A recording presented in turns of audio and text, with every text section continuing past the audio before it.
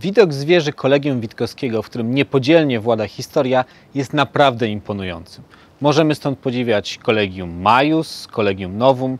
Dodatkowo rozpościera się stąd wspaniała perspektywa Krakowa, miasta, które od wieków inspirowało malarzy czy rzeźbiarzy. Lista artystów związanych z tym miejscem jest naprawdę długa. W krakowskich muzeach i galeriach znajdują się wyjątkowe obrazy ze słynnym jedynym dziełem Leonarda da Vinci w Polsce. Ale co równie ważne, w zbiorach Collegium Maius także można odnaleźć prawdziwe perły związane z historią Uniwersytetu Jagiellońskiego. Dzisiejszego eksperta chciałbym zapytać, jakie jest znaczenie kolekcji portretów mistrzów uniwersyteckich oraz czy w tych obrazach można odnaleźć pewne ślady zainteresowań dawnych mistrzów.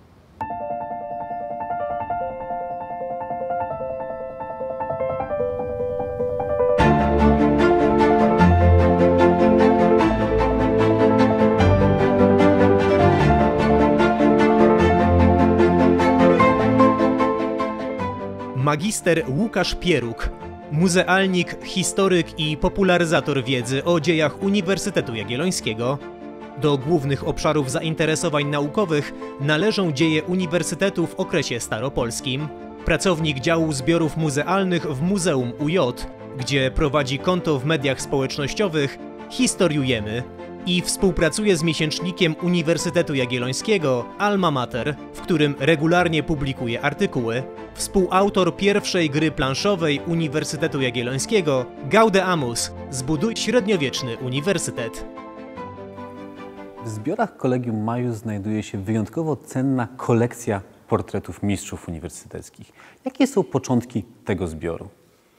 Kolekcja portretów profesorskich w zbiorach Muzeum Uniwersytetu Jagiellońskiego jest perłą w zbiorach malarstwa w ogóle w muzeum, która liczy ponad 1400 obrazów. Dlaczego? Ponieważ jest to pierwsza i największa tego typu kolekcja w ogóle w Polsce, a początki zbierania tych obrazów sięgają już XVI wieku. Z okresu nowożytnego zachowały się do dzisiaj 28 portretów profesorskich, które były zamawiane na początku przez władze uniwersytetu u malarzy z krakowskiego cechu. Dopiero później coraz częściej profesorowie sami przekazywali własne wizerunki dla uniwersytetu. W późniejszych natomiast wiekach, czyli z tego okresu 1800 do 1945 w zbiorach muzeum znajduje się aż 180 portretów profesorskich. Są to nie tylko pracownicy Uniwersytetu Jagiellońskiego, ale również uczeni związani z innymi ośrodkami akademickimi, a więc tutaj mam na myśli Warszawę, Wilno czy Lwów. Kolekcja portretów profesorskich, która znajduje się w tym pomieszczeniu, jest ciekawa też dlatego, że ona pokazuje nie tylko gigantów nauki, ale również sztuki, ponieważ malarzami portretów byli na przykład mistrz Jan Matejko, który popełnił, lubię bardzo to określenie, portret Józefa Dietla, sławnego krakowskiego prezydenta, ale też oczywiście lekarza i balneologa, oraz lubił portretować inne osobistości ówczesnego życia akademickiego. Mam tutaj na myśli na przykład rektora Józefa Szujskiego czy Stanisława Tarnowskiego. Natomiast te portrety, żeby je zobaczyć z bliska, no to musimy zrobić kilka kroków dalej, a więc one nie znajdują się w Collegium Maius, ale w auli Collegium Novum. Wreszcie z tego okresu XIX, przełomu XX wieku mamy portrety mistrzów młodopolskich, a więc Jacka Malczewskiego, Włodzimierza Tetmajera.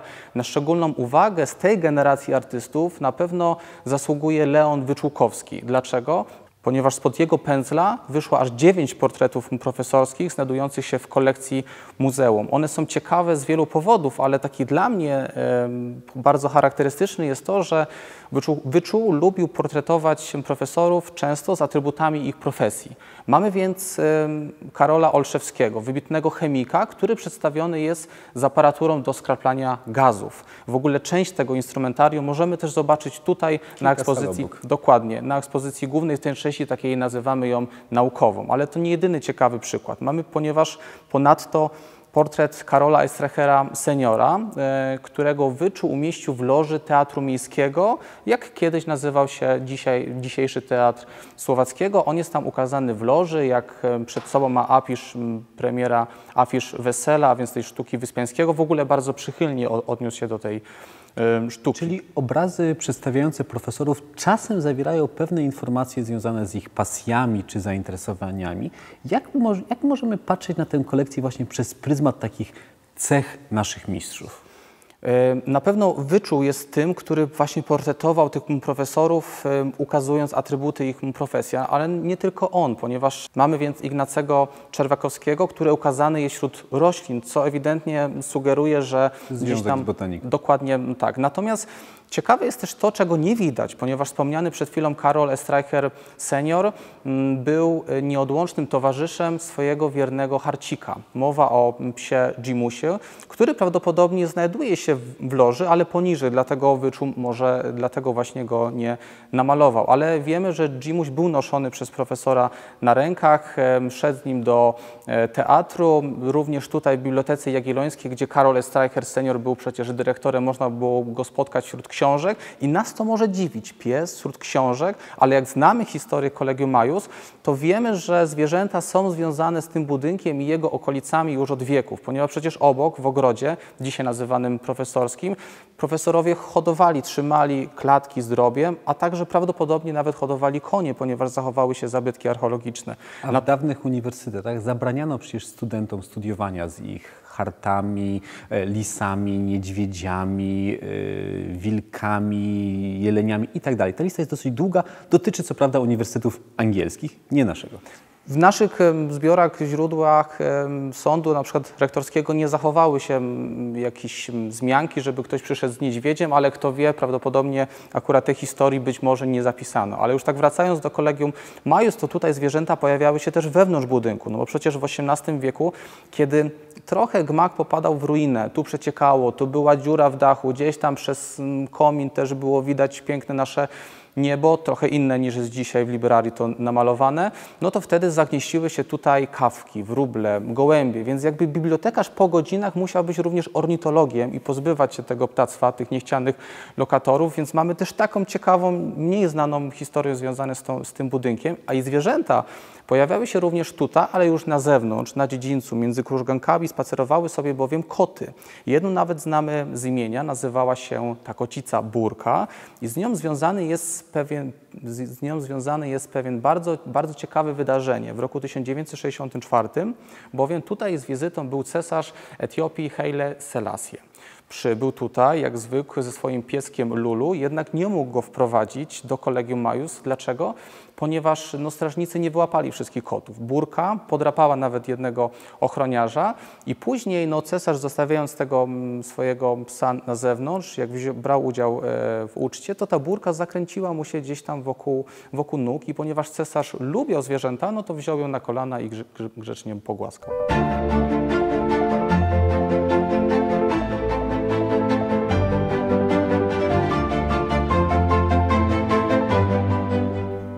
W librarii Collegium Maius znajduje się portret pewnego mistrza uniwersyteckiego, który niestety nie jest powszechnie znany, acz jego historia jest naprawdę ciekawa.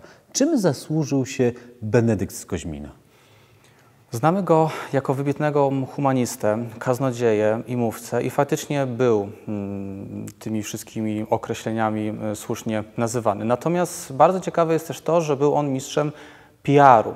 Dlaczego? Ponieważ wielu jemu podobnych profesorów przekazywało w testamencie, tak jak on albo inni, po prostu w darze na rzecz uniwersytetu. Tu jakieś książki, tu jakieś inne dzieła, tutaj fundusze, wszystko jest ok. Natomiast on nie tylko przekazał swój portret, ale również dokładnie określił, jak ma być on eksponowany, więc był to gościu, który potrafił na wieki zadbać o swoje dobre imię i dbać o ten wizerunek, nawet później, jak już przez to, że nie będzie go na tym świecie, trudno byłoby mu tę sprawę ogarnąć. Co czytamy w tej instrukcji? Napisał w ten sposób, że chce, przekazując ten portret, aby był on eksponowany w miejscu, gdzie wskutek nadmiaru światła twarz nie byłaby zbyt taka połyskliwa, a wskutek niedomiaru tego światła zbyt blada.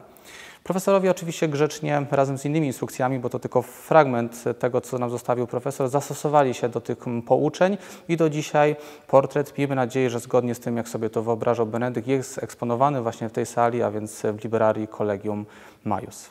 Pozostawmy na chwilę temat portretów mistrzów, bo chciałem zapytać o bardzo ciekawą grafikę, która znajduje się w zbiorach Collegium Maius, która ukazuje wizytę cesarza w uniwersytecie. Jak właśnie ten pobyt wpłynął na szeroko postrzegany ceremoniał uniwersytecki? Jednym słowem to był skandal, albo przynajmniej mikroskandal. Dlaczego? Ponieważ togi profesorskie były używane zgodnie z regulaminem w epoce staropolskiej, natomiast w pierwszej połowie XIX wieku zaborcy próbowali przerwać tą tradycję. W profesorskiej szafie wtedy pojawił się, uwaga, uwaga, mundur. Dlaczego mundur, jak on wyglądał? Był taki ciemnogranatowy z karmazynowymi wyłogami, do tego wysoki kołnierz z podwójną gałązką oliwną, całość zapinana na guziki, oczywiście jakby inaczej z herbem Uniwersytetu Jagiellońskiego. Jednak profesorowie wiedzieli lepiej, w czym jest im do twarzy, no i źle się czuli w tym uniformie narzuconym przez władze na początku rosyjskie, a później przez władze austriackie. No i do pewnej afery doszło w 1851 roku, kiedy to cesarz Franciszek Józef I przebywał z wizytą nie tylko tutaj w Collegium Maius, ale ogólnie w Galicji, w Krakowie i cała ta atmosfera wizyty była dosyć chłodna. To, co się wydarzyło tutaj, też nie za bardzo przypadło cesarzowi chyba do gustu, ponieważ później powiedział po tej wizycie, że musimy ich czegoś nauczyć. Chodziło o profesorów. Co tak zdenerwowało cesarza? Ano to, że profesorowie większą dbałość przywiązywali do tradycji, niż ukazali posłuszeństwo wobec nowych władz, ponieważ wystąpili w togach, a nie w mundurze, o którym przed chwilą wspomniałem i który miał być noszony zgodnie z ustawą Ministerstwa Oświaty z 1849 roku. I w ogóle proszę sobie wyobrazić kuriozalną sytuację. Rektor ubrany jak król, w ceremonialnym stroju, w czerwieni, razem z pelerynką gronostajową, do tego pierścień, łańcuch, na bogato, jakbyśmy to dzisiaj powiedzieli. Natomiast po drugiej stronie pierwszy urzędnik monarchii, a więc cesarz, jak lubił siebie określać Franciszek Józef I, a więc władca podany, ale który to który, więc Franciszka pewnie gdzieś tam w duchu zatrzęsło i źle wspominał tą wizytę, no a profesorowie uznali, że jak przyjmują cesarza, no to nie mogą zrobić inaczej niż właśnie w togach, więc specjalnie na tą okazję w ogóle uszyli nowe togi, funkiel, nówka, wcześniej nieużywane i właśnie w ten sposób przyjęli cesarza. Czyli jednym słowem, togi zadomowiły się w tradycji uniwersyteckiej. Na chwilę, ponieważ po 1951 roku władze Austrii, na pewno ta wizyta nie pomogła, w tym zacieśniły tą politykę, więc prowadzono germanizację, ustawy dyscyplinujące itd., itd. Togi wyciągnięto znowu w szafach po powstaniu monarchii dualistycznej Austro-Węgier w 1967 roku, kiedy to na ponowny pogrzeb Kazimierza Wielkiego w 1869 roku profesorowie mogli odetchnąć, rzucić mundury i założyć wreszcie te togi. Dobrze, czyli mamy ciekawe elementy związane z ceremoniałem uniwersyteckim. Ja chciałbym także zapytać o pewne zbiory, które znajdują się w Collegium Maius, które niekoniecznie są jak gdyby czy wynikają z historii uniwersytetu. Jakie dzieła wybitnych artystów znajdują się w posiadaniu Uniwersyteckiego Muzeum? To jest bardzo ciekawa sprawa, ponieważ kojarzymy głównie to miejsce muzeum jako miejsce, gdzie znajdują się zbiory odnoszące się do kultury polskiej, do historii nauki, ale właśnie mamy też inne bardzo ciekawe obiekty. Przykładem jest tutaj grafika wykonana w technice litografii przez Pabla Picassa, więc jakby tutaj właśnie znajduje się takie dzieło wykonane przez artystę w połowie XX wieku. Innym ciekawym przykładem jest grafika autorstwa Marka Chagalla, też czołowego przedstawiciela kubizmu, która znajduje się właśnie w zbiorze grafiki. Ona przedstawia kobietę unoszącą się nad miastem, zresztą częsty motyw spotykany u tego artysty, ale również cofając się kilka wieków wstecz, mamy na przykład właśnie tutaj jedyny zachowany rysunek projektu ołtarza Wita Stworza. Ale nie chodzi o ten krakowski, który kojarzymy tutaj w pobliżu na rynku, ale mamy projekt ołtarza mariackiego z katedry w Bambergu, który szczęśliwie przetrwał zawieruchę II wojny światowej, chociaż Niemcy go zrabowali, to jednak ta grafika wróciła później do zbiorów w latach 80. XX wieku, więc mamy po prostu nazwiska, które nie kojarzymy w pierwszej chwili z tym miejscem. Reasumując, w zbiorach grafiki znajduje się około 5000 dzieł takich wybitnych przedstawicieli świata artystycznego, jak właśnie Picasso, jak Chagall, jak Wyspiański, więc naprawdę topowe nazwiska artystów tworzących od XV do XXI wieku. Jest się więc czym zachwycić w Muzeum Uniwersytetu Jagiellońskiego.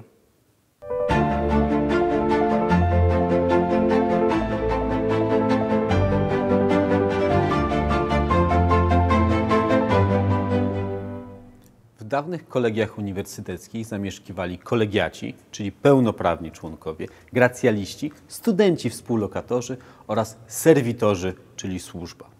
Ich życie normowały dokładne przepisy regulujące różne aspekty dnia codziennego.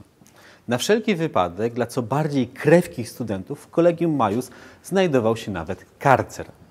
Przechodzając się po krużgankach Collegium Maius, łatwą myślą przenieść się o kilka wieków wstecz, kiedy spacerowali tutaj mistrzowie i ich studenci.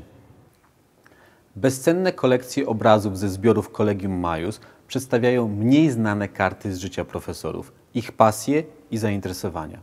Zbiory znajdujące się w tym budynku ukazują z jednej strony historię Uniwersytetu Jagiellońskiego, z drugiej są szczególnym świadectwem ogromnej roli, jaką odgrywała i odgrywa uczelnia w życiu społeczeństwa polskiego.